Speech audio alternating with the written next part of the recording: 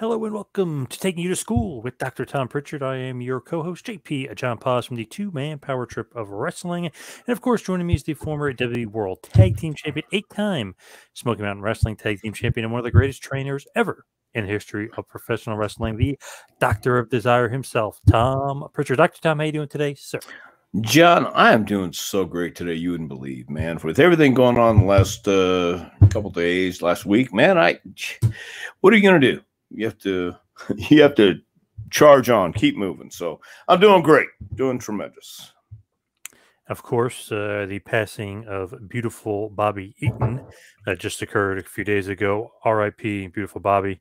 Awesome guy, huge legend. Had the chance to work with him a few years ago. Actually did a whole Midnight Express reunion and had them all together and had an awesome convention, I guess you could say, with Corny, Stan, Dennis, and Bobby. And man, Bobby, what a humble guy. What a sweetheart of a guy. And he was so cool just to hang out with. I was like, man, he doesn't realize how good he was. Or he doesn't want anybody to talk about it. Yeah. I don't think he didn't realize how good he was. I don't think you can be that good without having some kind of instinct or sense that you can actually do this and be pretty damn successful. And I met Bobby my first run in Memphis in the early 80s, and talk about one of the guys. When I first broke in, let me start this way. When I first broke in the business, you had a lot of older veterans who were still around and looking at this new youth movement coming up in 79 and 80, and it was about to change and overrun a lot of what the veterans have done. At least in their mind, that's what they were thinking. And guys like Wrestling 2 and Junkyard Dog, Les Thornton, who was around at that time too. A lot of those guys were angry or bitter or just annoyed.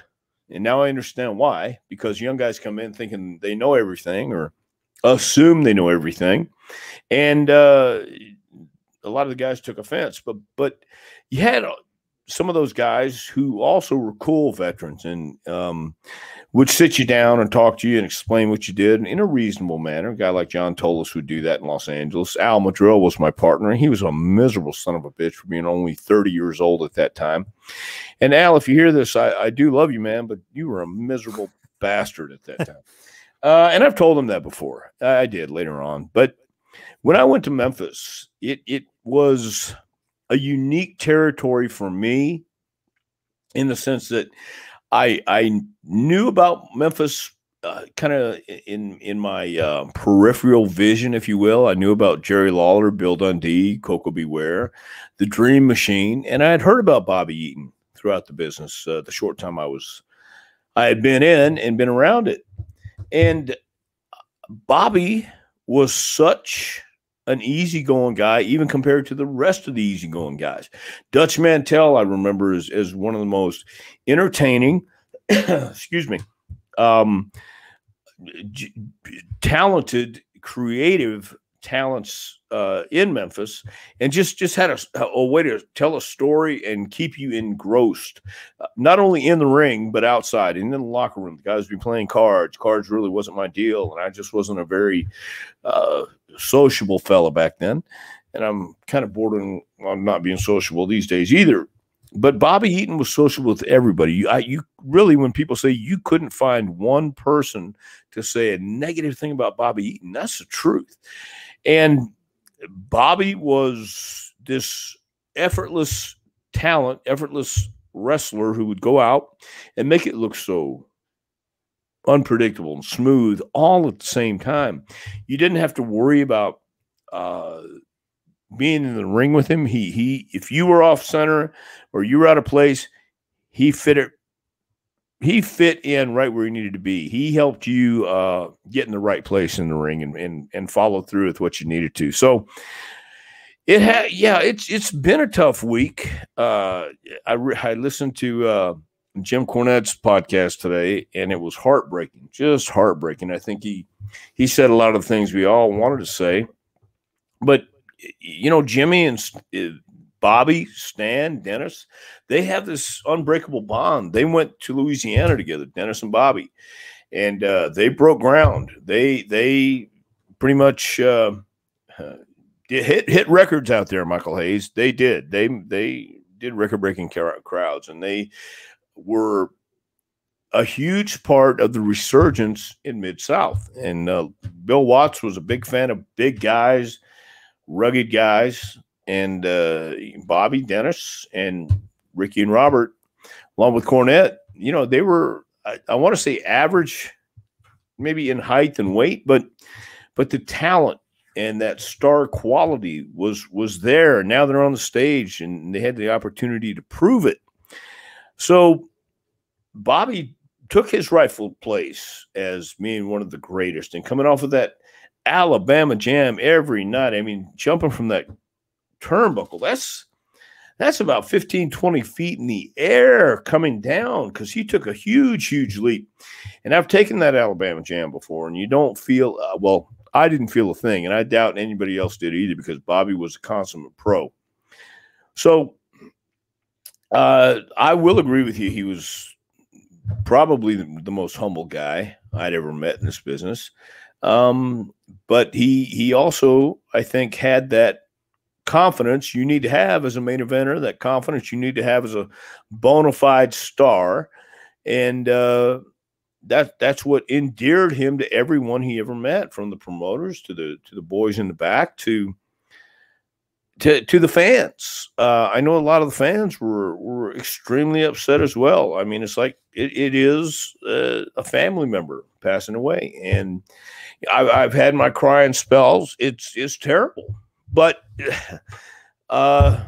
his legacy will live on. I don't think that's ever going to die, and I think we had two other people die this week. We had Jody Hamilton and Burt Prentice also pass away, and I have a picture of Burt on our JPWA wall with the first guys who sent to him to put on TV down in Jackson, Tennessee. And we've got the pictures of the Bobby Eaton Appreciation Night that Bobby came down here in Knoxville and didn't know it was for him, didn't know what was going on. So, those are things that will never be forgotten, and we're going to keep it alive as much as we can. And not only with all the pictures and memories and things like that, but being able to study a guy like Bobby Eaton, his mannerisms, his ring generalship, his ringmanship, and his being a general in the ring, however you want to say it. It's something that every young wrestler, whether it's a tag team or single, should look at and study and pay attention to. If you have no one that knows how to point out the certain qualities, you need to find someone. And JPWA, we do that very, very well. Beautiful Bobby, man, he was so damn good. You always see everyone saying how good he was as far as just even tag team guy, but singles guy, seller, puncher, one of the best punchers. I mean, there's so many million things you could say. High flyer, even to a certain extent, like you were saying, just so good in every aspect. But it's funny, when I did the convention with him, I was trying to tell him, like, he's the glue guy of the Midnight Express. He was the reason. Like, I love Stan. I think Stan's awesome. I love Dennis. Obviously, I think Dennis is awesome. But said, you're the reason why those guys work so well. You were the glue of Midnight Express. Nah, you're wrong. He didn't want to hear anything about it. He's like, right. Tell Jimmy. Wanted no part of that, nothing to do with me putting him over. He just was so humble. Well, yeah, but he understood that he really didn't need to hear it, didn't want to hear it. I think it embarrassed him at times. But at the end of the day, I truly believe, my instincts tell me that Bobby did understand, and he did know he wasn't good, he was great. And he wouldn't say that, but we'll go ahead and say it. He was great at what he did, in everything he did. The one thing that wasn't his strong suit was cutting promos, and understandably so, because he just wasn't that guy. When you have a guy like Jim Cornette talking for you, well, why not? And I understood that too. But the great thing about Bobby, especially for those who knew him and understood his sense of humor, a couple times, Bobby would rhyme with Jim and Stan, and they'd go through a drive-through, and Bobby would be in the back, and he would write something on a piece of paper or a napkin and hand it to the cashier, and it would say, "Help me." Yeah, like they're kidnapping him or something. So, he would do things like that. And I remember one night, Ricky Morton and Bobby and I were driving back. Don't remember the town. I just remember it was in Tennessee. And Bobby's alternator was going out. We were playing the wrestling name game. You ever played the wrestling name game? No. Never? Wrestling name game. Interesting. Wrestling name game. You'd say a name like I say Ric Flair. So you have to think of somebody's first name with an F, like Frank Goodish. And you have to think of somebody's first name with a G, and go on and on. So one time, in the cars, it was we do this in territories sometimes. You say, I'm the champion name game. You guys had to bow out. Well, Ricky Morton's a fine young man from Tennessee, and not known to cheat or cross his fingers or anything like that. But he comes up with a name like Chico Rodriguez or something. Go, who the hell? What? Come on. He goes, oh, yeah, he worked down in San Antonio with me or something. Just come up with these obscure names. And Bobby was getting hot, but at the same time, when there's alternators going out, we can't see. And we're going down the road, man, and the lights are like really, really dim. And we're praying we're going to get close enough to get where we need to where we stopped. I think it was at a Dodge stores. They have these little convenience stores called Dodges in and around Hendersonville, Nashville, and down on that part of the state. We finally got there. I think Ricky might have taken Bobby home. Excuse me. But Bobby was a lot of fun. I mean, especially when you got him talking, and if you got him excited, I guess. If he felt like, hey, come on, you're cheating, nothing big, but I mean, he would get into it and have fun too. So he was a lot of fun to be around. When we did the invasion in WCW, it was a coming home of sorts, I guess, especially for Bobby, because he had been gone for a little bit, working down in Smoky Mountain, or about to work in Smoky Mountain with us, and we were just starting this angle. And there was never a dull moment. Let me put it like that. He liked doing harmless ribs, playing harmless ribs, and Stan was the same way. And it was a lot of fun getting to work with Bobby in a professional way, a professional level, especially in Smoky Mountain, because I was obviously jealous that Bobby was coming back and getting the original band back together, because there was no way I could match Bobby Eaton's talent, and I couldn't even pretend to. But it was so much fun, because it's one of those things, kind of like Dutch, and Dutch. You don't have to say but maybe 2 words, and he'll go. He'll go off on it, just on a topic, and he'll run with it, and he'll make a joke, and he'll build on that from there. Bobby was the same way. You may say something to him early in the night, and he'll come back with something later on. It was just that's the way I remember Bobby. And also, my first run in Nashville, we lived in Nashville. I lived in Hendersonville, actually. Bobby's first son, Dylan, was born, and I went to the hospital with Bobby and Donna. So it's a long time where a lot of people might have seen Bobby growing up in the business and then seeing him for the first time in Louisiana. But you instantly realize that he was a special guy. He was a special person, certainly a special wrestler, certainly a tremendous worker, and a guy who lived for the business, who all he wanted to do was wrestle. And there were a lot of us back in those days, especially in the 80s. I can remember so many of the younger guys coming in about my age, and all we wanted to do was wrestle. We just wanted to get on the road, be in the business, travel, learn, go to these strange places they called sportatoriums, and explore. not just get in there and do our thing, but after the matches, there was so much to explore and to learn. And Bobby was no different. he was a special guy, and I don't know if we'll ever see another Bobby Eaton again. I know that's cliche, and we say that a lot of times when people go, but the business has changed. That model doesn't exist anymore, where we have a guy like Bobby Eaton who everything just came so naturally to. So was it a bad week? Yeah, it really was, man. It was terrible. Like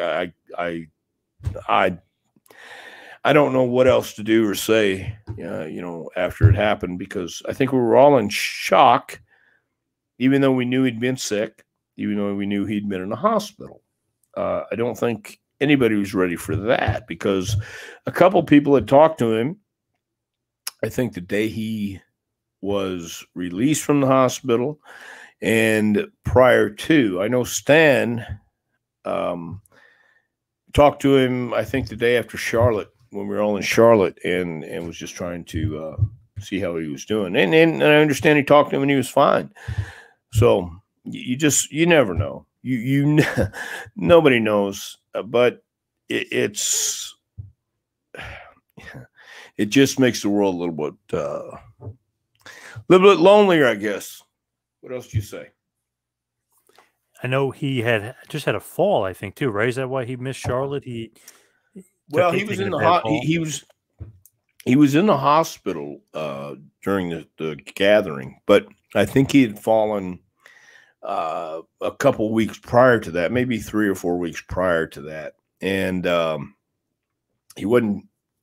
He had hurt himself, and they took him to the hospital, and they wanted to make sure his pacemaker was doing okay and things were doing okay.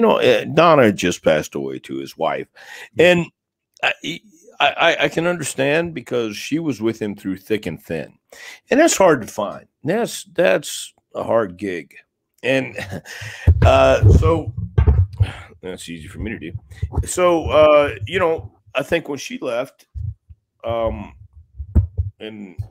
passed away, I don't know if he gave up. I don't know if he. I don't know. I don't know his mindset, because I hadn't talked to him in a while, but. I just know that when you have somebody you've been with for so long, and he had been with Donna for a long time, it's I don't know how I don't know how I would handle it, and I don't know how he was handling it. I mean, he's not the kind of guy who I think would cry openly and lean on your shoulder and beg and all that stuff. I just don't think that was Bobby, but who knows how he was feeling inside. I mean, it's tough to spend your whole life with somebody that you actually like, much less love, and for them to all of a sudden leave first. And it's tough. It really is. I couldn't imagine. So he did fall. He went to the hospital, and I think he hadn't been out, but maybe a day before, and then the next day he passed away. So yeah, you never know. Maybe he didn't not give up, but he just was like, I'm done because my wife's not here. Yeah, I mean, nobody can relate to that until you get to that point. I hope that's not the case, but at the same time, that wouldn't surprise me. Man, it's going to happen to all of us. Nobody gets out alive, and it's a shame when someone like Bobby Eaton goes away, dies, and you don't get to say your last goodbyes, because it hurts. Because he was such a great guy. He was such a great, not just wrestler, but he was a great human being, as you know, to be around, because he wants to talk about anything or anybody but himself. And you can talk about wrestling with him. And if he knew, especially, he's interested, and he's an interesting conversationalist, as much as they're made up of his Alabama mush mouth and he couldn't speak very clear. And well, hell, who can these days? So it sucks. It really does. But I think the next thing we can do is just make sure his legacy continues, and it will, because he's going to be up there in that category of top guys, top workers, but not just for what he did in the ring. It's the attitude outside the ring and how he handled himself, how he I fall short every day. But Bobby treated the younger guys who came in with respect and always helped them. Ask Matt Sigmund of the Heat Seekers. Ask Elliot Russell of the Heat Seekers. Those guys, they're young, they're ambitious, and they want to be great and they want to be good. Therefore, why not attach yourself to Bobby Eaton in the locker room whenever you get a shot and opportunity to talk to him, to ask him questions? I guess I'm at a loss because I've processed all this in my head and said my things. I said my goodbyes to Bobby. I think, it's Thursday morning. But what do you do after that? What do you do? It still stings, and I don't think it's ever going to be 100% of what we used to have as our feelings and our heart and our mind when it comes to Bobby. But you got to move on. And I feel bad for Bill Dundee too, because Bill's not. Last time I saw Bill was in Jackson, and I could tell, he's looking around and seeing what's going on, and don't know if he recognizes anything anymore either. So Bobby was at one constant, and I think losing Donna was a blow, and now this is a blow.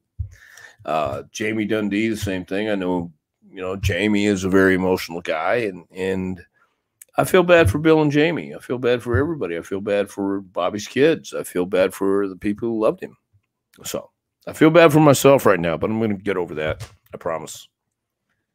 The thing about him with Bobby, it's like, he wasn't a great communicator, good talker. Talk to him in person, just fine. I've interviewed him before, just fine. And Shane Douglas, your buddy Shane, was saying Bobby would call the whole match, and he would call spots so far in advance that he's like mentally, he was so far ahead of me, I couldn't keep up, because he goes, wait a second. He goes, just follow me. He goes, I don't leapfrog, you leapfrog. Like, he literally was going through the whole match. But that's just so funny that misnomer, like, he wasn't great because he didn't cut promos really. So a little bit of a misnomer. Well, yeah. And but being a general in the ring and cutting a promos are two very different things. And that's the way his mind worked, and that's the way all great generals. There's a difference. The general in the ring knows every inch. He knows what to call. He knows how to call it.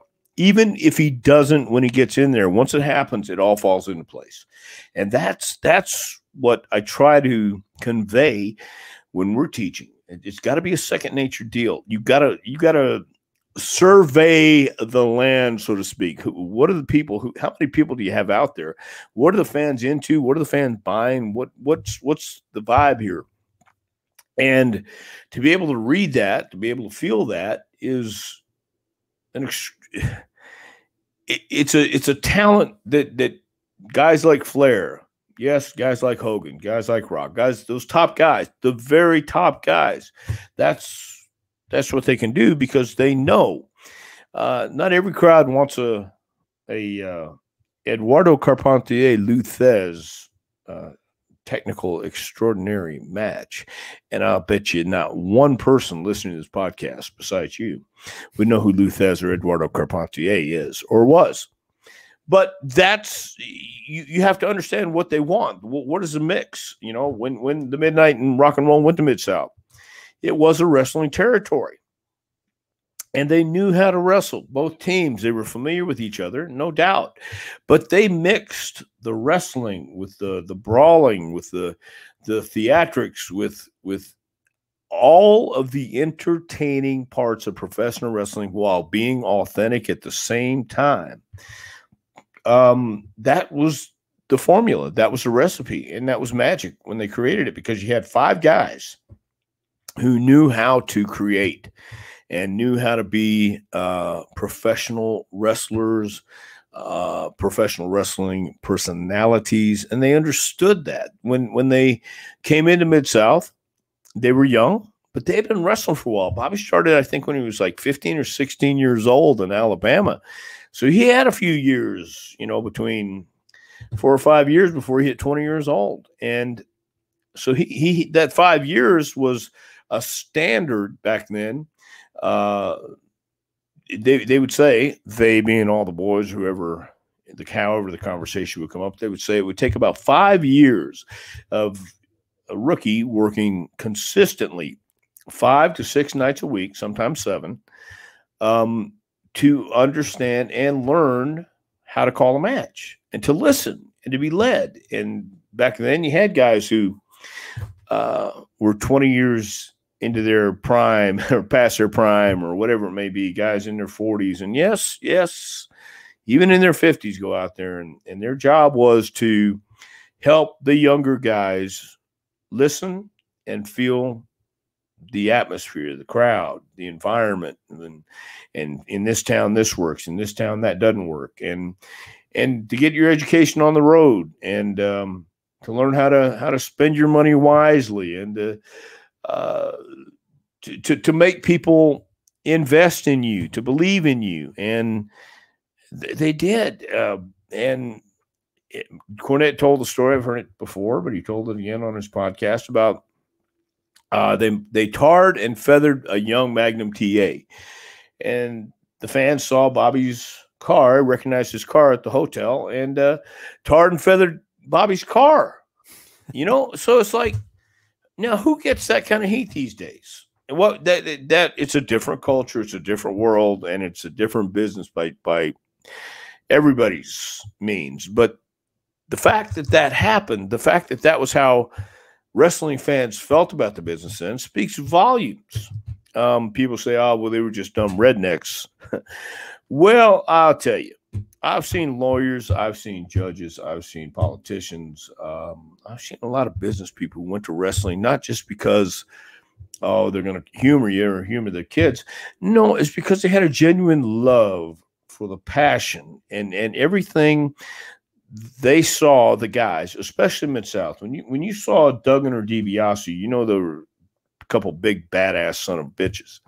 When you saw the Midnight Express and Jim Cornette, you knew they were talented, and Cornette was evil, and he was twisted, and he could talk, and he was a smartass. He was entertaining, and even when you knew, he's just being funny. What'd he say? I've seen it. I've heard it.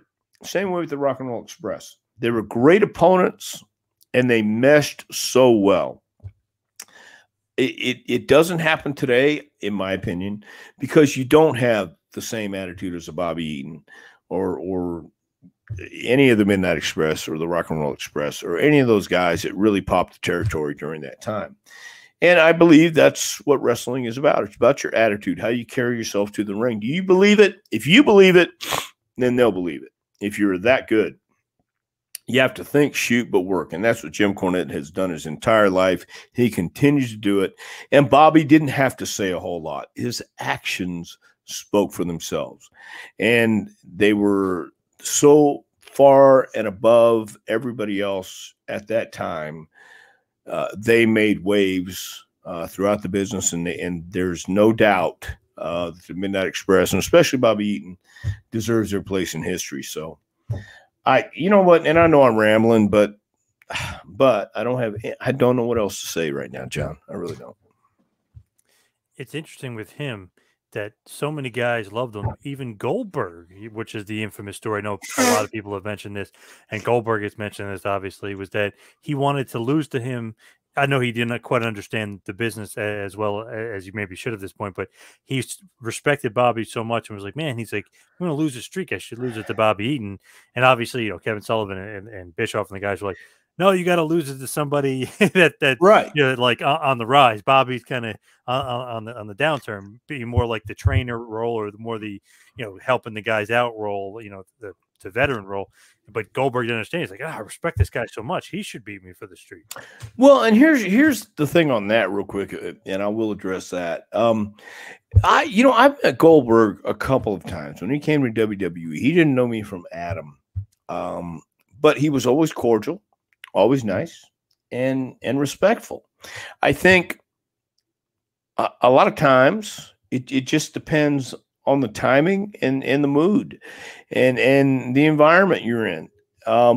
Bobby never treated anybody any differently. That was the great thing about Bobby Eaton. He treated everybody with respect and courtesy, and he was polite and he was nice. You know, unless you were a complete idiot. And you know, I heard this real quick side road. Heard the story about the guy in Atlanta who kept they kept fighting back while the Midnight Express was supposed to be getting over in this match. And okay, they gave him a couple things, let him fight back, and then the guy just refused to sell. And then when he went down for the pin, he raised his leg up and kicked Bobby in the butt. So Bobby gave him a few working stomps, and next thing you know, the guy wouldn't stay down again. So Stan gave him, I think it was with Bobby and Stan this time. Stan gave him another working kick, and then Cornette nailed him with the racket and said, "Stay down, you son of a gun." So they got back hot, but Dream beat him to the punch, and Dream went back to the office, to the dressing area, and said, "Hey, you want to make a comeback on somebody? Make a comeback on me now." You know what I mean? So, you know, Bobby, I think, was hot that day. I wasn't there, but I heard the story many, many times. But Bobby would treat everybody. You know, you can ask the guys who were enhancement talent or would go out and do jobs on a regular basis in TBS and Charlotte. Bobby had grown up a wrestling fan, and you can see it in some people's eyes in the back. You're looking at them, and now here they are. They're face to face with the Midnight Express and Jim Cornette, and that can be intimidating for your first meeting, and not knowing what to expect. But Bobby was that calming influence. Bobby was that guy who understood. He was a young kid once, going out there putting people over.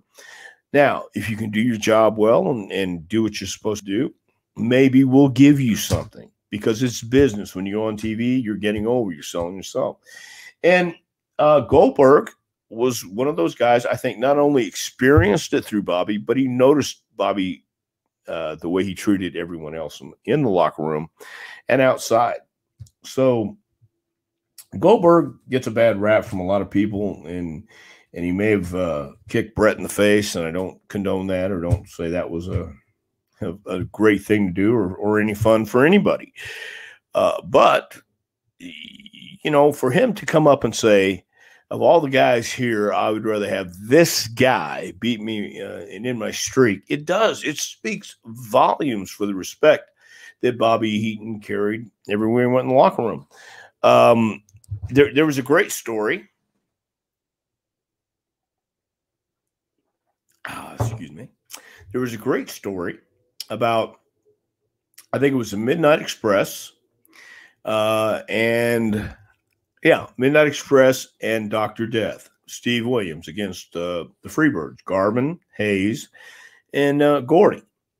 And Terry and Bobby had known each other for a long time. I mean, and Doc and Terry had teamed in Japan, and you know, they're two big guys, and I've seen both of them grab people by their throat. I've seen Terry grab a guy by his throat and lift him up on the wall, put him on the wall.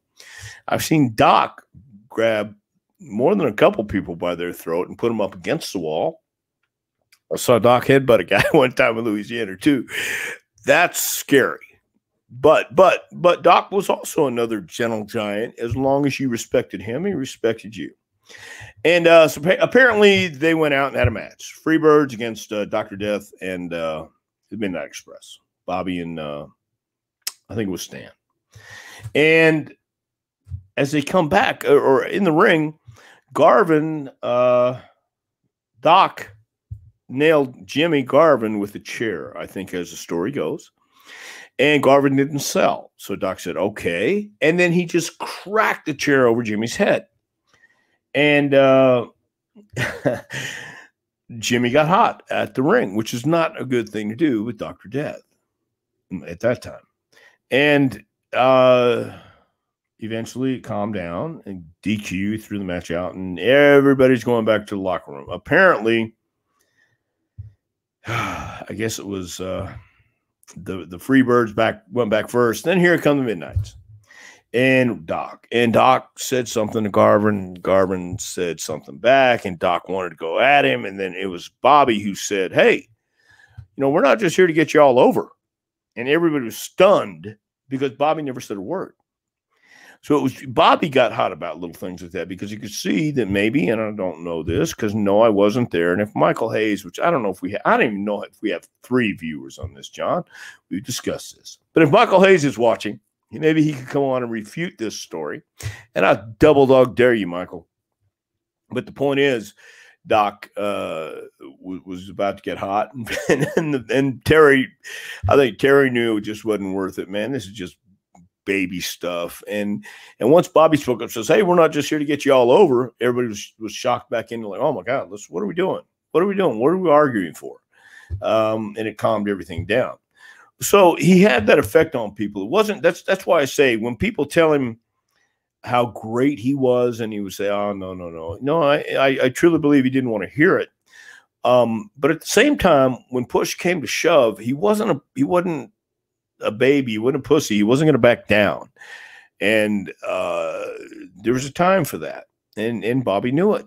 Not too many other people know that, but so yeah, Bobby had, I think even the people who never met him can tell you stories that have been passed down and they've heard stories. And it was, I guess, trickled down so many times and people talk about Bobby so many times that it just became, part of the vernacular when you're talking about great tag teams and great people in the business, some of the nicest guys. And, then you talk about the opposite flip side of it, all the jack-offs and jerks that you had to deal with too.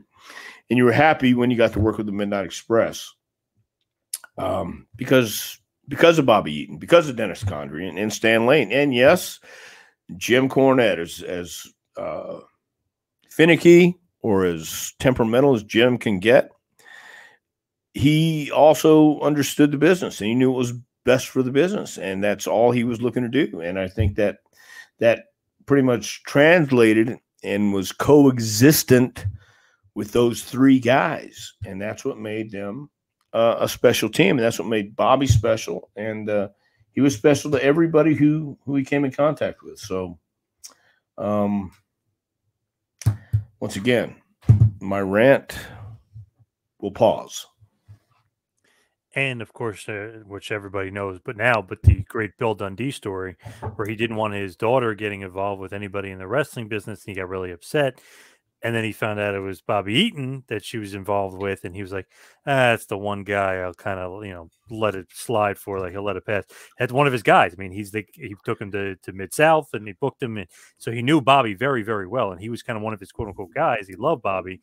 So once he found out his daughter was dating him, he was like, oh, I guess that's okay. But if there's another wrestler, I'll kill him. You know what I mean? Well, great. Yeah. Story. Yeah. And again, we all, okay, not all of us, but a lot of us live that lifestyle. And Bobby, while he enjoyed a beverage here and there, he never was one to chase skirts or go out and party with I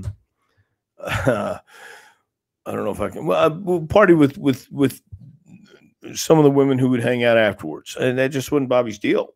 And I have to commend him on that too, because the temptation on the road is everywhere for everything.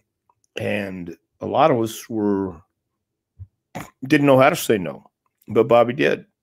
And so Bill knew that. And I'm sure Bill had enough respect for Bobby and Donna to know that if she says she loves him, and he says he loves her, he's going to give him the benefit of the doubt, because Bobby knew his father-in-law was on the road with him. And I made some trips with Bill. And, Bill was a special guy in his own right.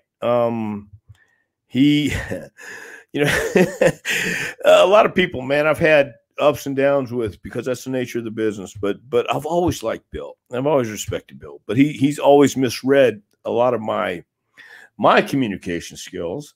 And, but it just took time to work out, and now I can understand why. Bill can be easy when he needs to be, and he can be harsh when he needs to be. And working with your father-in-law in one of the biggest territories at that time just made things easy because he was going to make sure Bobby and Dennis and Jimmy and the rock and roll were taken care of.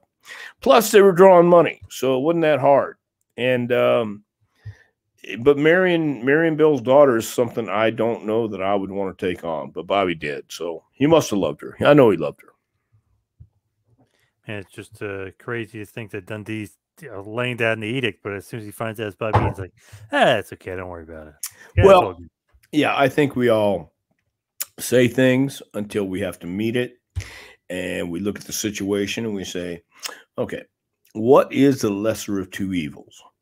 This guy who I can keep my eye on the road, and I've already had my eye on him. I've been sharing the locker room with him for a while. I have an idea. He's pretty honorable, and he means what he says and says what he means, and everybody loves him. So why not? Why would I want my daughter to gamble with somebody else? Take a chance with Bobby and find out, and she did. Bobby Eaton, arguably, not really arguably to me, but easily one of the top workers of all time. Just unbelievable. Everything he did in the ring was so damn good, so damn crisp. I know a lot of the guys always said like timing, and his timing was like impeccable and how great he was. I just love that right hand. He always had a great punch. I love that backbreaker he did. I love the Alabama Jam. I love the knee off the top. I mean, so many different things. So innovative too. The tag moves that him and Dennis would do, or him and Stan. I know the Heavenly Bodies took a lot of those tag moves. Yes. Bobby was so damn good. It's almost unbelievable how crisp and good and smooth he was. Well, again, going back to Jimmy's podcast and his comments earlier about Bobby, he was a coach / trainer in OVW for a while, and even in WWE when they were when OVW was a developmental territory. And it's been said, guys like Ray Stevens or Ted DiBiase, who were tremendous workers, knew how to do what they could do. They couldn't tell you how they did it. And I think Jimmy was conveying a little bit of that today. He didn't say it like this, but I will. Bobby could do these magnificent moves and these great things in the ring. And it was timing and it was feeling. But to explain to someone else how he did it was not as easy. It didn't come easy to him how to explain. I can watch and see someone do it and give you a suggestion. Well, if we don't do it this way, try it another way, because it may look better, it may look worse, but at least we tried it from every angle of the room. Bobby would do it so well that it was unique and it was stamped that this is a Bobby Eaton move, and nobody else can perform it like Bobby Eaton. So they can get close, but sometimes close ain't good enough for a lot of people. So Bobby came in as a trainer, as a coach, and he knew how to do it. But to explain it could be challenging at times, from what I understand. I came in when Bobby was a coach in OVW and would spend the week in Louisville. Bobby did great. Bobby did great as a coach because it's not just showing the moves. It's getting the guys comfortable enough and trust you enough that you know what you're doing. And how can you not trust Bobby Eaton that he knows what he's doing? You can't. But just a talk, it doesn't have to be a pep talk. It can be a talk about the business and about stories. And you mentioned one instance, and they may relate, they may not. And it's like digging for gold or panning for gold. You go in that muddy river and you take your pan, you look around, you may just find nothing but rocks, but you may find that one nugget just sitting down talking to a pro like Bobby Eaton. That one nugget, hell, you're going to find more than one nugget. You're going to find a ton of gold listening to Bobby tell you stories, sit around, watch your match, tell you what he thought, give you some pointers, give you some ideas. And he carried that weight a lot better than some guys that would visit for months. It was Bobby Eaton. He was one half of the Midnight Express, and that carried weight. That carried respect, and he never abused it. That was a good thing about him. That's why he was treated so reverently, because he didn't come in like a big shot. He came in with respect and admiration from everyone, and it had been earned just by watching and then actually meeting him. I remember so many people being nervous in OVW when Bobby Eaton would come in, and rightfully so. Rightfully so, but he put them at ease right away because he is that kind of guy. And he's going to be sorely missed, I will say that, by all of us. Absolutely. R.I.P., one of the greatest of all time, Beautiful Bobby Eaton. I guess we should head towards the plugs. You can follow me on Twitter and Instagram at 2Man Power Trip. Check out the website, tmptempire.com.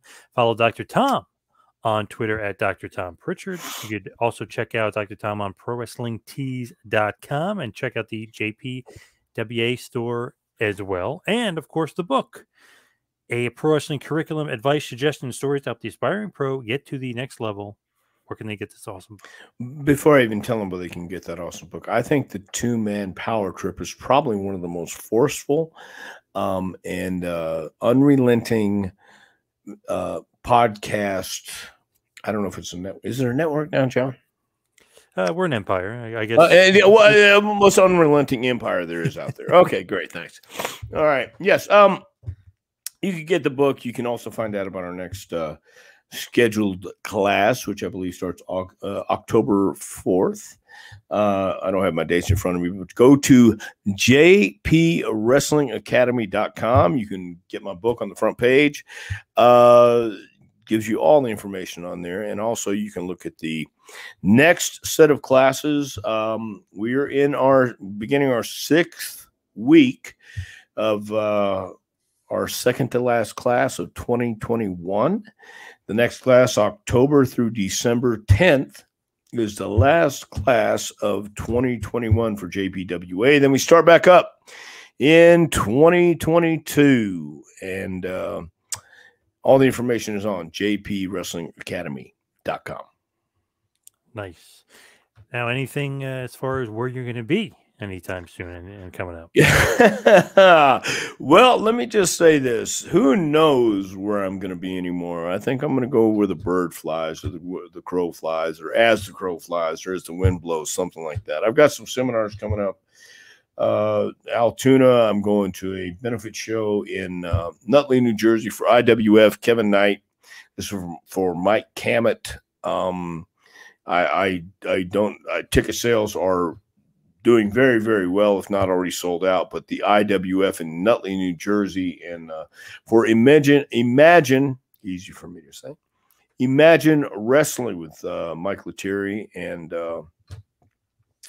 Brandon Elliott, Ken Cato, all those guys in Altoona. I love going to Altoona. It's a great group of guys, great crew, have a great building. And again, it's guys who have a passion for professional wrestling, looking for ideas, looking for suggestions, just looking, again, for that nugget or nuggets of gold out there. And hopefully they'll understand.